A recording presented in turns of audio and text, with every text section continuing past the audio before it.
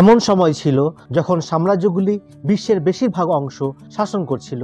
এখানে হান রাজবংশ, উমাইয়া খিলাফত, অটোমান সাম্রাজ্য ইত্যাদির মতো বিশ্ব ইতিহাসে বৃহত্তম সাম্রাজ্যের পরিচিতি ও বিস্তৃতি সম্পর্কে আলোচনা করা হচ্ছে। সাথে আছি জুলফিকার।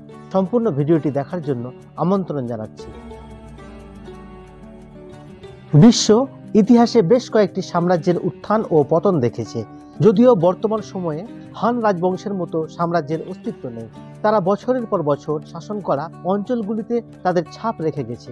সুতরাং একটি সাম্রাজ্য ঠিক কি? আসুন শব্দটি বোঝার চেষ্টা করি।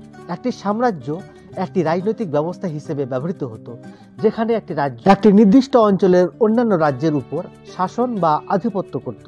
প্রায়শই সাম্রাজ্য একজন সম্রাট বা রানী দ্বারা শাসিত হতো। শাসক রাষ্ট্র তাদের নিয়ন্ত্রণে থাকা অঞ্চলগুলিকে রাজনৈতিক, অর্থনৈতিক ও সাংস্কৃতিকভাবে কিছুটা হলেও প্রভাবিত করেছিল। হান রাজবংশ লিউ ব্যাং দ্বারা প্রতিষ্ঠিত হান রাজবংশ ছিল চীনের দ্বিতীয় সাম্রাজ্য রাজবংশ।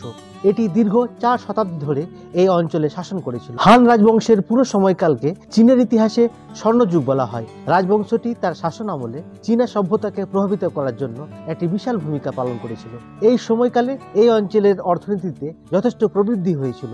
এখনো পর্যন্ত চীনের বিশাল জনগোষ্ঠী নিজেদের হান মানুষ বলে পরিচিতি দেয়। উমাইয়া খিলাফত বা উমাইয়া রাজবংশ পাক নবী সাল্লাল্লাহু আলাইহি সাল্লামের মৃত্যুর অনেক দিন পর এই রাজবংশটি অস্তিত্ব লাভ করে। মুয়াবিয়া এটি প্রতিষ্ঠা করেন। খলিফা শব্দটি এমন একটি পাবলিক অফিসকে বোঝায় যা ইসলামী শাসনের অধীনে একটি অঞ্চলকে শাসন করে। সিরিয়া ছিল সেই জায়গা যেখান থেকে এই রাজবংশ তাদের কার্যক্রম পরিচালনা করেছিল। আব্দুল মালিকের আমলে উমাইয়া সাম্রাজ্যের ব্যাপক উন্নতি হয়। তিনি আরবিকে সরকারি ভাষা ঘোষণা করেন এবং রাজবংশের মধ্যে ব্যবহৃত আরবি মুদ্রা তৈরি করেন।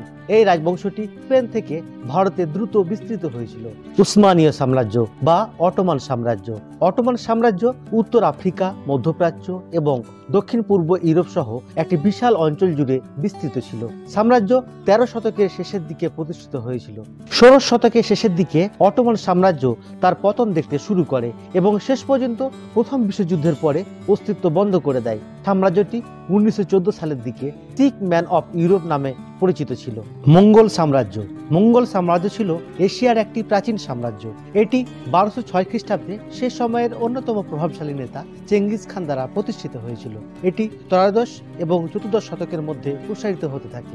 সাম্রাজ্যটি মধ্য এশিয়ায় নিজেকে প্রতিষ্ঠিত করতে শুরু করে এবং প্রশান্ত মহাসাগর থেকে পারস্য উপসাগরে দ্রুত ছড়িয়ে পড়ে। চেঙ্গিস খানের অধীনে অনেক সামরিক সাফল্য ছিল। তিনি শুধুমাত্র তার সেনাবাহিনীর সংখ্যা দ্বারা নয়, বরং উচ্চতর কৌশল ব্যবহার করে তার শত্রুদের জয় করেছিলেন।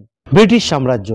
ব্রিটিশ সাম্রাজ্য 1601 সালে শুরু হয়ে 1997 সালে শেষ হয়ে 3 শতাব্দীরও বেশি সময় ধরে অব্যাহত ছিল। এক সময়ে ব্রিটিশ সাম্রাজ্য পৃথিবীর এবং এর জনসংখ্যার প্রায় 1/4 শাসন করেছিল।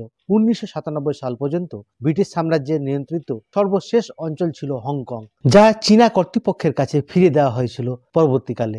আজ সাম্রাজ্যের কোনো অস্তিত্ব নেই, তবে কমনওয়েলথ হলো যুক্তরাজ্য সহ রাজ্যগুলির একটি গ্রুপ যারা এখনো ব্রিটিশ সম্রাটের সংগঠনের প্রতীকী প্রধান হিসেবে স্বীকৃতি দেয়। বিশ্বের বৃহত্তম সাম্রাজ্যগুলি শুধুমাত্র তাদের নিয়ন্ত্রণাধীন অঞ্চলগুলিকে প্রভাবিত করেননি, বরং বিশ্বজুড়ে বাণিজ্যকেও ব্যাপকভাবে প্রভাবিত করেছিল। যদিও বিশ্ব বাণিজ্য আজকাল দক্ষ হয়ে উঠেছে, সাম্রাজ্যগুলি খুব ভালোভাবে জানত যে কিভাবে বিশ্ব বাণিজ্য চালানোর জন্য তাদের সম্পদের ব্যবহার করতে হবে। যে সাম্রাজ্যগুলি পুরনো সময়ে আন্তর্জাতিক বাণিজ্যে সবচেয়ে বেশি প্রভাব ফেলেছিল সেগুলি হলো রোমান সাম্রাজ্য, মঙ্গোলীয় সাম্রাজ্য এবং ব্রিটিশ সাম্রাজ্য। সাম্রাজ্য অতীতের একটি জিনিস হতে পারে, কিন্তু তাদের চিহ্ন বিশ্বের ইতিহাসে অন্তর্নিহিত হয়ে আছে, যা ভবিষ্যৎ প্রজন্মকে তাদের সম্পর্কে জানতে সাহায্য করবে। বন্ধুরা, জুলফিকার ছিলাম আপনাদের সাথে। ভিডিওটি ভালো লাগলে অবশ্যই চ্যানেলটি সাবস্ক্রাইব করবেন। ধন্যবাদ।